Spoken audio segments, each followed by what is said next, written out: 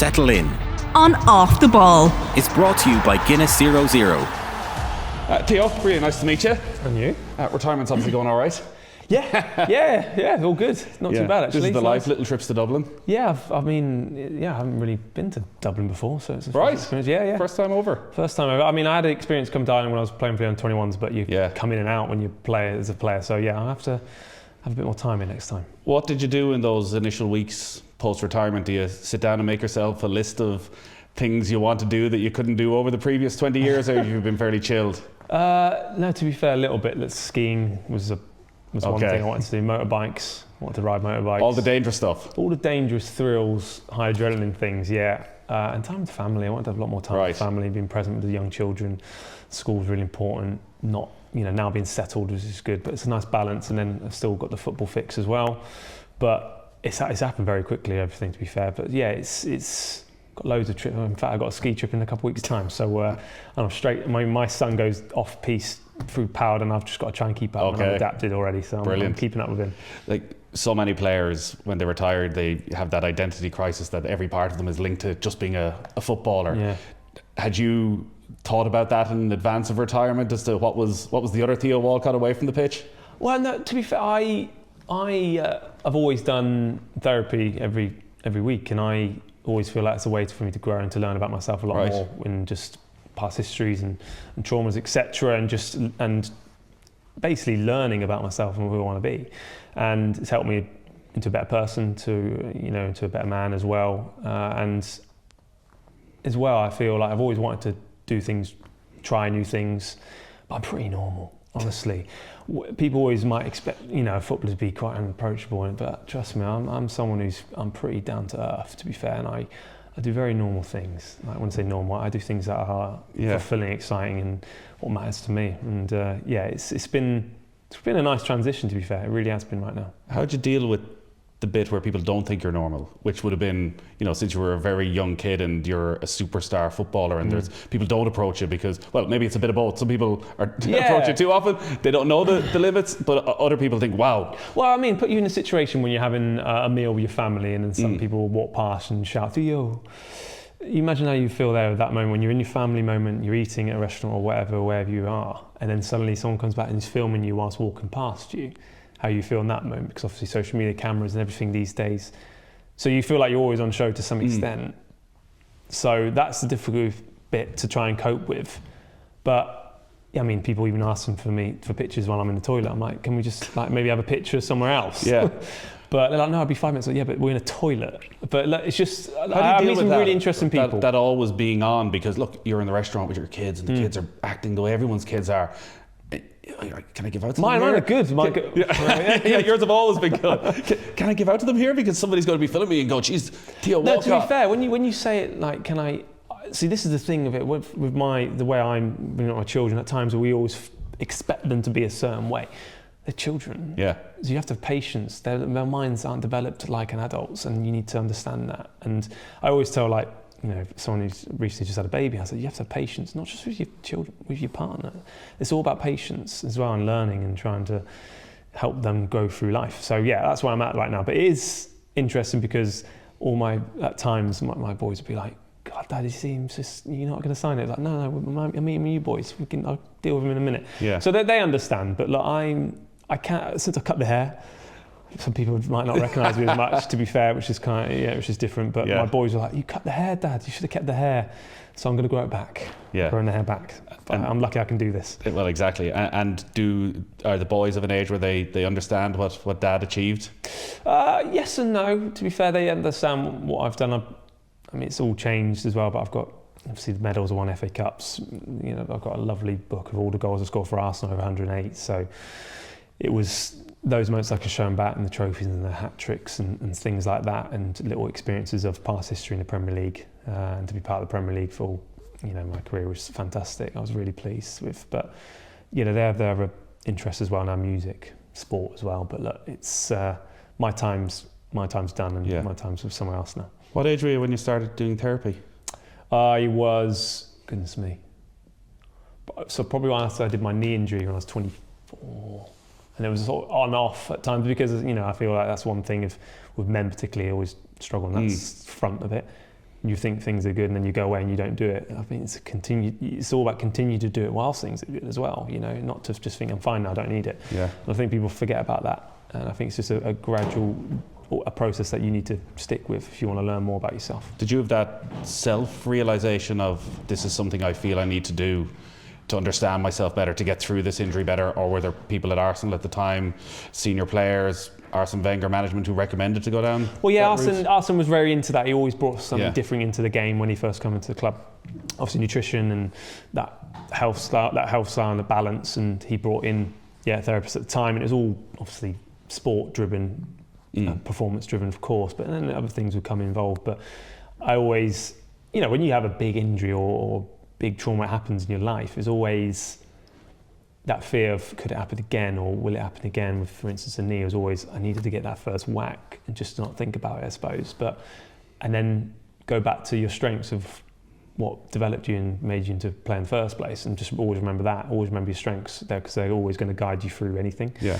And I just went for that really, and it seemed to help. And I seem to have then actually developed away from it, because I had to develop in the sight of everyone really at age 16, when some players at that stage aren't even considered to be anywhere near the first team. And I had to go to World Cup straight away, and then obviously everyone knows what happened next, and not playing and then having to deal with that as well. So that's the side of it where people might not have realised. And in hindsight, I'm really pleased with how my career went.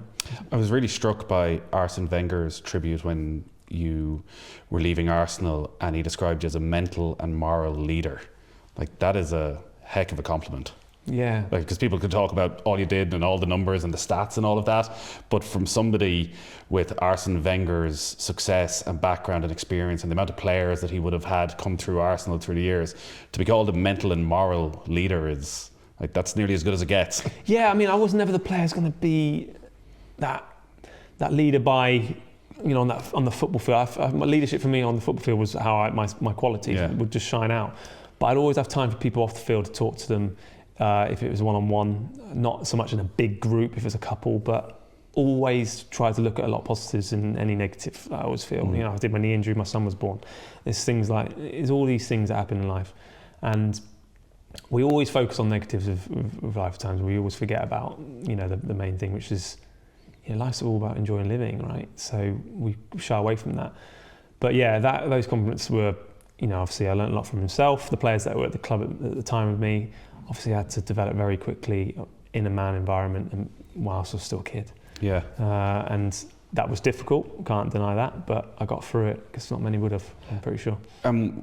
When you reflect on that period and working under Arsene Wenger, do you feel you were very fortunate to have a manager who put a lot of stock in that mental and moral leadership, that it wasn't the traditional old school English, you need to be the guy who goes in and nails somebody in the tackle, you need to be given the speech the day before the game, where it's all about emotion, that actually your style of doing things was something he had an appreciation of? Yeah, it was a calm influence he had on players, because you need to be able to adapt to certain players in the dressing room and his qualities. Arsene was very good at that, of when to talk to people. I remember always, if you would want to ask, say you didn't play for a few games or something, you wanted to go speak to Arsene, you'd always come out of the room thinking, did he answer my question?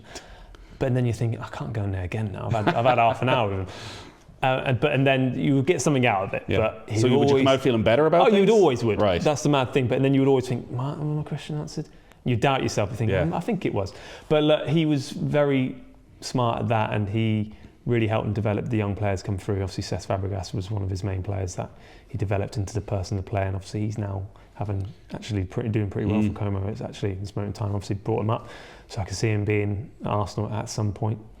So yeah, Arsene Wenger, I've learnt a lot from him, but I bumped into him actually at the Euros recently as well, and he's just not changed. Not changed at all.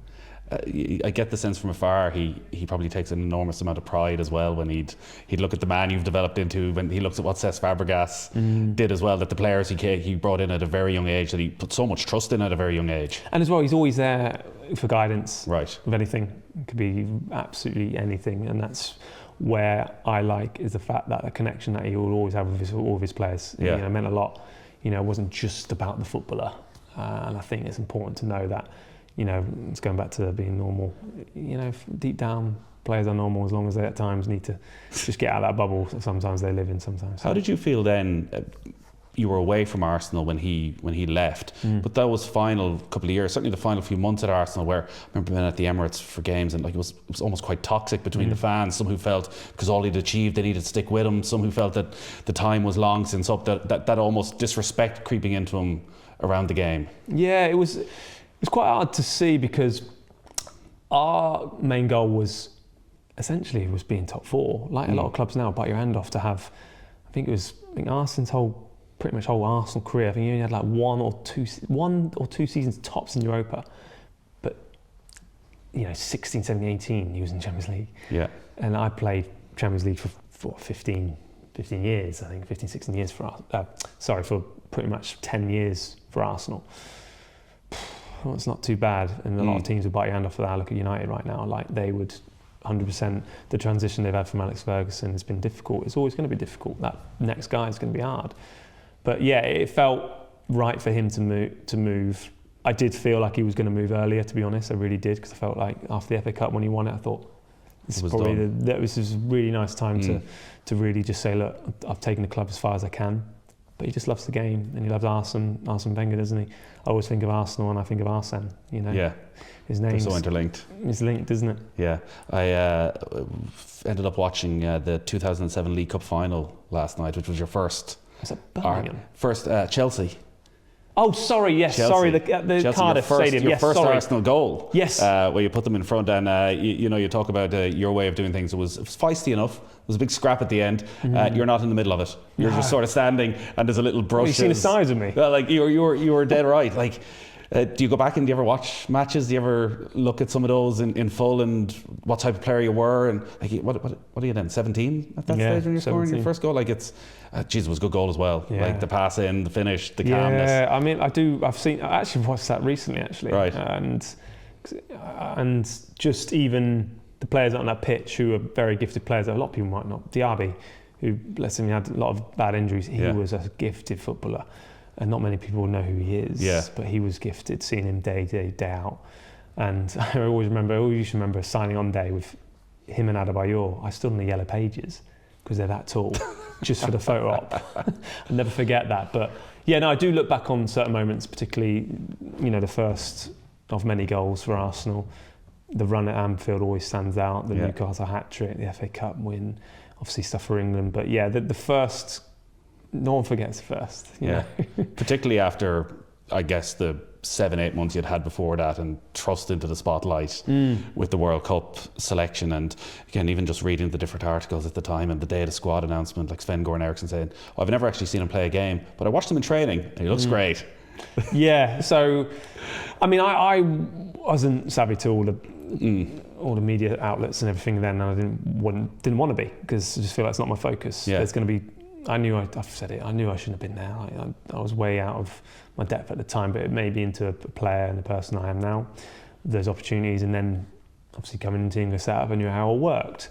But as well, even the players there are really good, because I'm sure they would have had their whispers amongst themselves. Of course they would. But then I would earn my respect on the field of how I trained. I mean, I know Rio's come out and JT's come out and saying, like, at times when we had 1v1, it was me and Aaron Lennon, and they just couldn't stand us.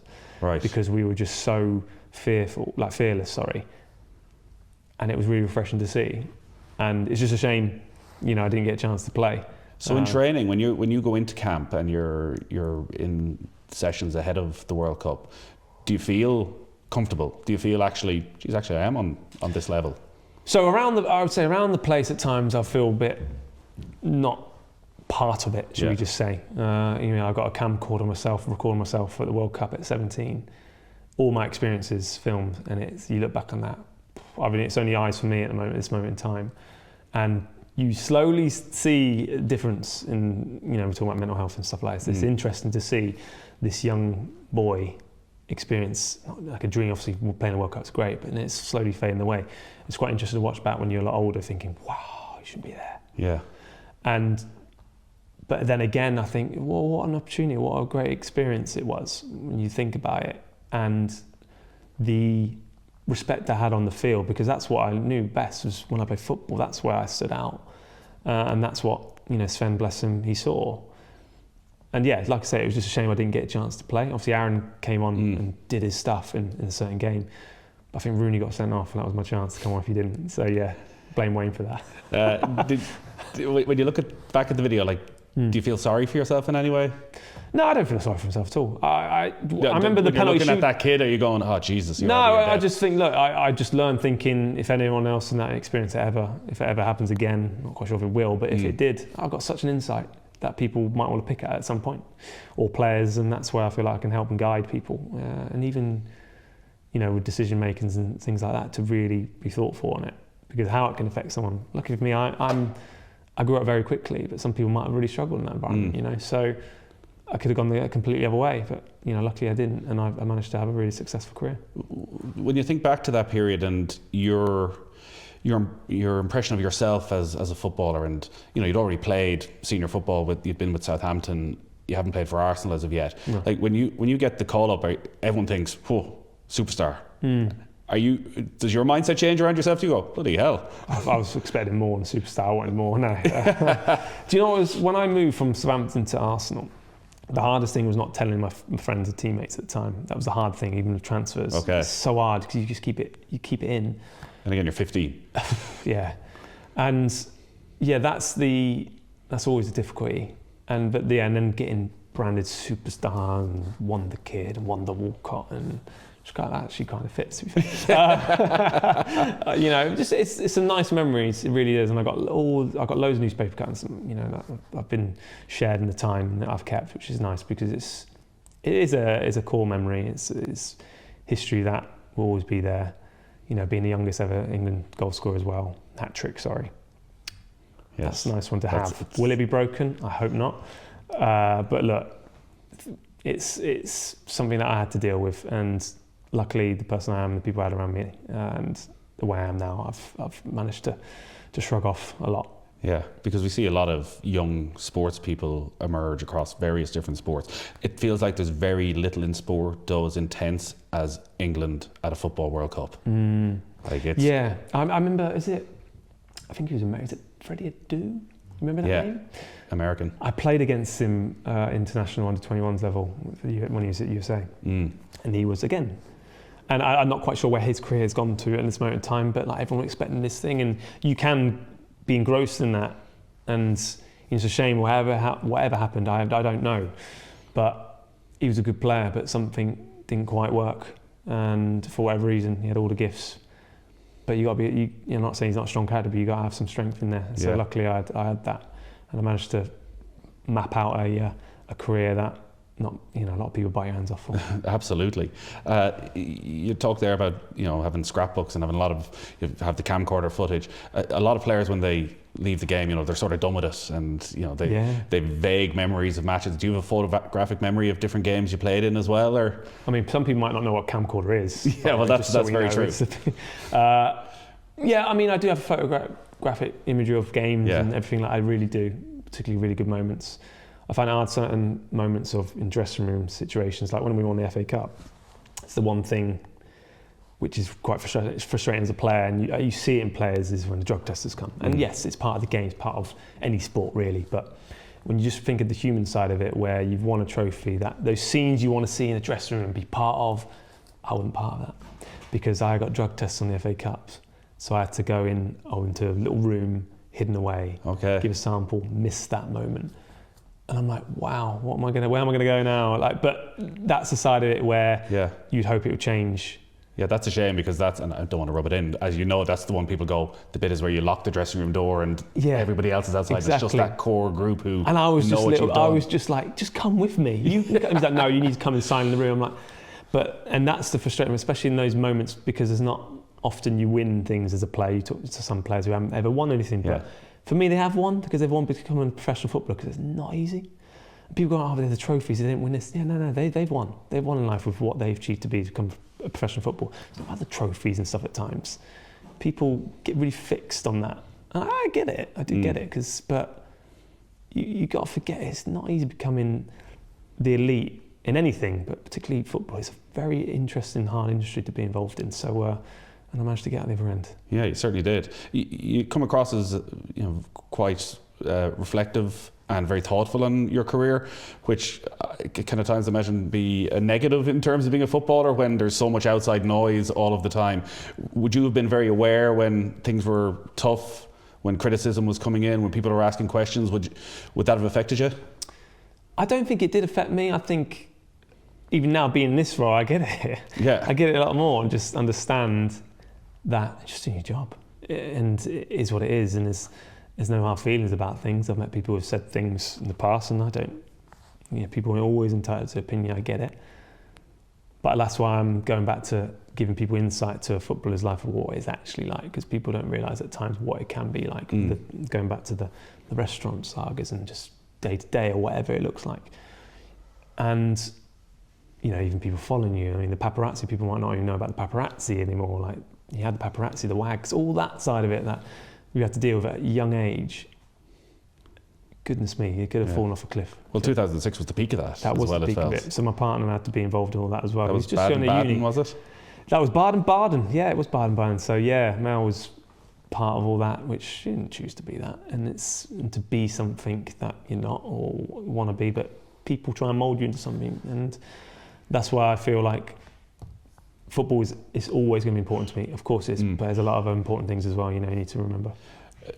Like, I was listening to Colleen Rooney talk about that period, and again, it feels like a lifetime ago, and people's attitude to privacy was maybe so different at the time. There was this insatiable demand for knowing every little thing, like the pressure it put and the effect it had on the wives and the girlfriends for years afterwards. Yeah, I mean, even when of just getting the first picture of me and partner, and in the little village where I was, it was a big story of obviously me going to the World Cup, and the paparazzi actually knew where we lived at the time and tried to follow us from the house, right?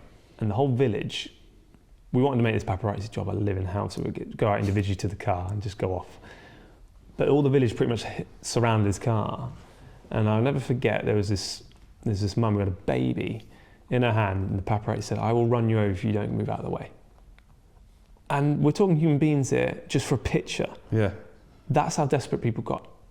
Imagine that day and age, you're going to run over a woman and a baby. So whoever that was, well done in life, put it that way. And when that sort of thing is happening, people wouldn't have known that. Are you questioning, Jesus, is this worth it? Like, was your love for the game always a driving force, that no matter whatever was happening on the side, you could focus on your football? Yeah, so no, or did it ever get too much? No, football was always my main focus on enjoyment, but because I started so young, people was like, "Oh, you finished early." I was like, "Well, I started really early." And I just felt like I love it a bit with everything here now, and I wanted to do other things and have other passions, and I was done with moving all over the place and never being settled, and just felt, no, I'm done now, I'm quite happy. And I feel like there's a sense of that happening a bit more often. Obviously, Evan Hazard's done, he's retired. He started off very young. Gareth Bale started off very young as well, similar ages. Mesut Ozil, they all started so young. I remember being in the under-21 tournament, European Championships against Ozil, and he put us under the sword. I think England, we lost 4-0, I think we did. What a player he was. But, and I know he likes his motorbikes now as well. So, yeah, I just think at times when you do it at a certain point, it's okay to do something else. And I've gone into something else. People say you retire, but I've gone into something else pretty quickly. Very similar to the way I've started my career, to be fair. And when you're coming towards the end then and you're starting to have those thoughts, is it the outside influence, the family, the not wanting to move, that is the overriding factor in deciding to retire? Or is there any part of you going, well, just not the player that I was, and I don't want to be that guy hanging on for dear life at the end? I will show you a video of me playing in a charity game recently. I could still... You still got it? Yeah, absolutely. You're going to go on, you'll be the guy on Soccer Aid who's if they want me, riot. If they want me, yeah. I mean, I scored in Soccer Aid actually last year, but look, it's there. I could, if I really looked after myself, I could come back. No problem. The pet people want me to come back. But no, I just feel that I just enjoy other things now. Yeah. So there wasn't that bit of, again, looking at it completely from the outside, you go, well, you go back to Southampton and it's not what it was at Arsenal back in the day, and you've had such a great career. Why would you want to just play out your days there when you've experienced the absolute pinnacle? Yeah, so I experienced the absolute pinnacle, and I always wanted to finish at Southampton, just in my mind. I mean, when I got the move from Everton, which was great, I took a pay cut. I wasn't about the money. I wanted to go to Southampton. I never played in the Premier League for them. There was something about that for me, wanting to do that. Yes, but we got relegated. It was a disappointment in the end with loads of change. There was a lot that was going on there, but I felt hopefully I helped someone in that capacity. I remember Nathan Teller grabbing me actually. He's at Leverkusen, he's doing incredibly well. And he grabbed me and it was Raf Hasenhüttl at the time, the manager, and he was playing out of position. He's like, I'm just not going to, wasn't enjoying it, I'm not going to play in position. I was like, well, companies, and for me, Burnley it was at the time. And he won't mind me saying this, but I said to him, you've got a young, up-and-coming manager who's got some really interesting ideas, who wants to play you in a position you're happy with. You're answering all the questions for you already. Off the back of that, he moves out, has a great season in the Championship for Burnley. Has always dropped down the league, it's fine. Had a great season. Now look where he is, playing Champions League, scoring last night. I mean, I always feel like moments matter. I'm not saying me speaking to him has made that, but he answered the question for me, but I was there for him to be that sound block. And I hope I helped someone in some capacity at Southampton. And it's one of those, I'm here to help the next generation. That's why potentially starting the coaching side of things, I'm going to learn a different side of it and learn people that know the game on that side, but I can give an insight to how players' perspective is. So it'd be interesting. And is that with the ultimate aim of becoming a manager at some stage? I don't know. Goodness me. You prefer the one-on-one? I don't know yet. I'm right at the start of it. You know, like I have no idea how it would develop. I know some players who loved it, but and then not liked it. We'll see. I feel like I'm quite invested in it. It'll be interesting to see. But I feel like I can, even if I don't help a player become a professional footballer, becomes a better person in life and goes on to successful in other ways, then I've helped someone there. But I do feel like I've got a bit to give. We will see in time. But I think international level would suit, I feel. But the younger sides, there's too many egos in the first team. And international level, you still have the time for the motorbiking and the skiing and all that as well. There you go, half terms and get away. Well, actually, that's when the it. camps are. Thank you. Enjoy. We look forward to seeing what happens. Thank you very much. Settle in. On Off the Ball. It's brought to you by Guinness 00.